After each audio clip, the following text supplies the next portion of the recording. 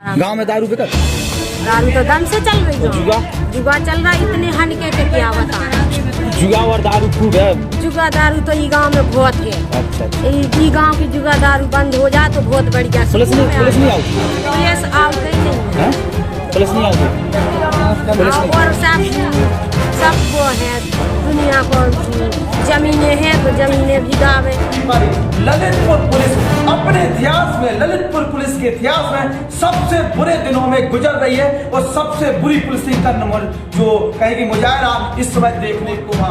ललितपुर की कमान संभाले हुए हैं और चोर लगातार चुनौतियां देते हुए नजर आ रहे हैं। ललितपुर में बड़े पैमाने पर चोरियां हो रही हैं, लगातार बहुत कुछ कर रहे हैं।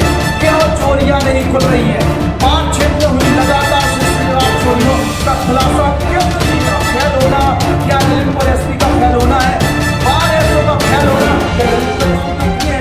चोरियां खुली है, मीडिया ने बाय बाय की है, आपकी तारीफ भी की है, लेकिन जब चोरियां नहीं खुल रही है, चोरियां लगातार हो रही है, तो मीडिया प्रश्न करेगी और उसको आपको स्वीकार करना पड़ेगा कि आपकी नाकामी है, आप काम नहीं कर पा रहे। नमस्कार, ललितपुर एसपी प्रमोद कुमार ललितपुर की कमान संभाले हुए हैं और चोर लगातार चुनौतियां देते हुए नजर आ रहे हैं। ललितपुर में बड़े पैमाने पर चोरियां हो रही हैं, लगातार चोरियां हो रही हैं। पुलिस के दावे और वादे की हकीकत सामने आ रही है कि दावे तो पुलिस बहुत कुछ कर रही है, कर कुछ नहीं पा रही। ललितपुर पुलिस अपने इतिहास में ललितपुर पुलिस के इतिहास में सबसे बुरे दिनों में गुजर रही है और सबसे बुरी पुलिसिंग का नंबर जो कहेगी मुजाहिरा इस समय देखने को मिल रहा है। चोरियां रोकने में नाकाम है, चोरियां खोलने में नाकाम है, दारू अवैध शराब बिक रही है उसको रोकने में नाकाम है, अवैध खनन रोकने में नाकाम है।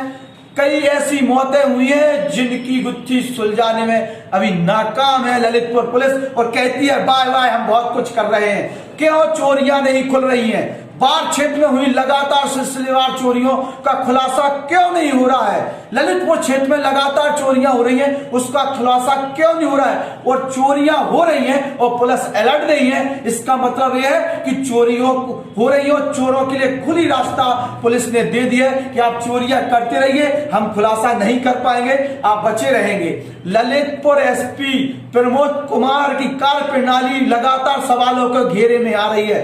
एसओजी का फैल होना क्या ललितपुर एसपी का फैल होना है? 12 एसओ का फैल होना क्या ललितपुर एसपी का फैल होना है? ललितपुर कोतवाली क्षेत्र में जिस तरीके से चोरियां हो रही हैं तो क्या माना जाए कि जहां पर ललितपुर एसपी बैठते हैं, जहां सीओ सदर बैठते हैं और वहां पर चोरियां हो रही हैं, तो किसकी जिम्मेदारी, कौन का फेलियर है? और ललितपुर एसओजी ये बताए कि आपने कितनी चोरियों का अनावरण कर दिया है, पुराने काम आपने किए हैं, चोरियां खुली है, मीडिया ने बाय बाय की है, आपकी तारीफ भी की है, लेकिन जब चोरियां नहीं खुल रही हैं, चोरियां लगातार हो रही हैं, तो मीडिया प्रश्न खड़ेगी और उसको आपको स्वीकार करना पड़ेगा कि आपकी नाकामी है, आप काम नहीं कर पा रहे। सर्विलांस की फेलियर सामने आ रहा है, सर्विलांस भी उन केसों को नहीं खोल पा रही है जिन केसों में सर्विलांस की अहम भूमिका हो सकती थी, और शायद वो मर्डर के केस खुल जाते, शायद वो चोरियों के केस खुल जाते, लेकिन ना तो सर्विलांस सामने अच्छा कुछ कर पा रही है और ना ही एसओजी अच्छा कर पा रही है और ना ही ललितपुर एसपी अच्छा कर पा रहे हैं और ना ही वो एसओ अच्छा कर पा रहे हैं जो अच्छा कर सकते थे। ललितपुर में इस समय बड़े पैमाने पे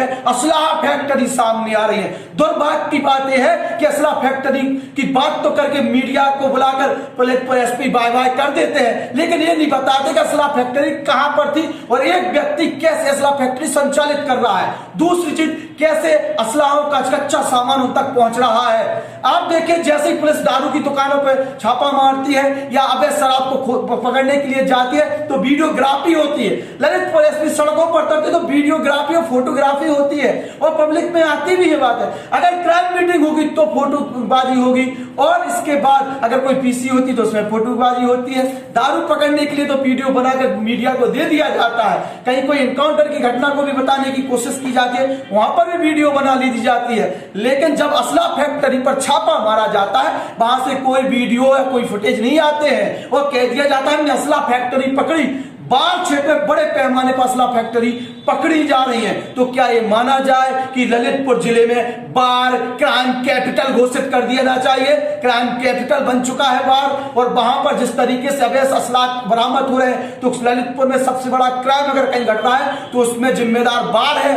इस प्रकार के प्रश्न खड़े होते हैं और इनके उत्तर ना तो ललितपुर एसपी देंगे, ना एडिशनल देंगे, ना सीओ सर्कल देंगे, ना वो एसओ दे पाएंगे, क्योंकि ललितपुर पुलिस चोरों के आगे नतमस्तक हो चुकी है। चोरी रोकने में नाकाम, जुआ रोकने में नाकाम, अबे शराब बिक्री रोकने में नाकाम, अबे खनन रोकने में नाकाम, अब क्या कहें। और उसके बाद बढ़ते एक्सीडेंट की घटनाएं ये सवाल खड़े करती है कि पुलिस अपना कर्तव्य नहीं निभा पा रही है, पुलिस सख्ती नहीं कर पा रही है। जिस प्रकार से मास्क को लेकर सख्ती की जाती है उस प्रकार से हेलमेट को लेकर भी सख्ती की जाए। बॉर्डर चेकिंग कब करेंगे ललितपुर एसपी प्रमोद कुमार, ये बताएं। चुनाव शांतिपूर्ण तरीके से कैसे निपटा पाएंगे जब आप गांव-गांव में बिक रही अवैध शराब को नहीं रोक पा रहे, गांव-गांव में चल रहा जुआ को आप नहीं रोक पा रहे हैं, तो कैसे माना जाए कि आप शांतिपूर्ण तरीके से चुनाव संपन्न कराएंगे।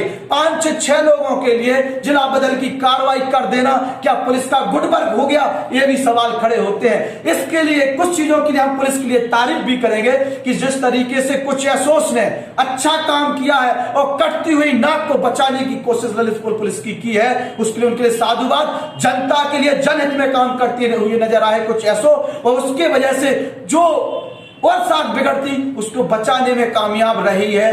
कुछ एसओ, उनके नाम नहीं लेंगे, उनकी चर्चा वैसे ही एक फॉर्मल तरीके से करेंगे। ललितपुर एसपी प्रमोद कुमार के बारे में जितने भी लोग चर्चा करते हैं, जानते हैं, वो इस चीज तो मानते हैं कि ललितपुर एसपी प्रमोद कुमार ईमानदार हैं, ऑनेस्ट हैं। लेकिन ईमानदारी और ऑनेस्टी क्या एसओ में है? और है तो एसपी प्रमोद कुमार को गुमराह क्यों कर रहे हैं? क्यों घटनाओं का अनावरण नहीं हो रहा है? पहले हुआ है, अब क्यों नहीं हो रहा है? क्या केवल असला फैक्ट्री पकड़ के आप बाय बाय लूट के तमाम और घटनाओं को दरकिनार कर देंगे? चोरियों पर लगाम लगाएंगे कब पुलिस वाले? देखिए, ऐसा लगता है जो नीचे की पुलिस है वो फेल हो चुकी है और उन्हें अब बड़े अधिकारियों की गाइडेंस की जरूरत है। लेकिन बड़े अधिकारियों के पास अनुभव है क्या वो उन्हें गाइडेंस कर पाएंगे? क्या उनके अनुभव के हिसाब से चोरियां खुल पाएंगी?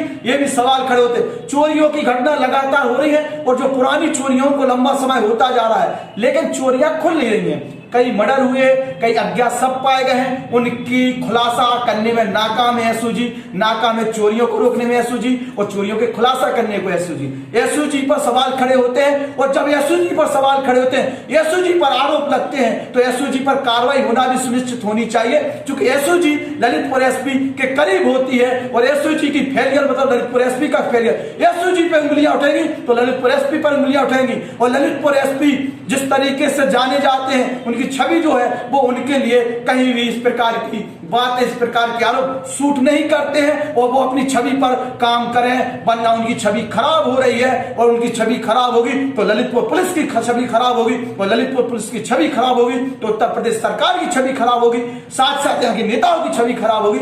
सवाल बहुत है, जवाब कोई नहीं दे रहा है। और पुलिस से हम अपील करते हैं, चोरियों को खोलें। उन घरों में मातम छाया हुआ है जिनके खून पसीने की कमाई कोई दूसरे लोग चोरी कर ले गए हैं।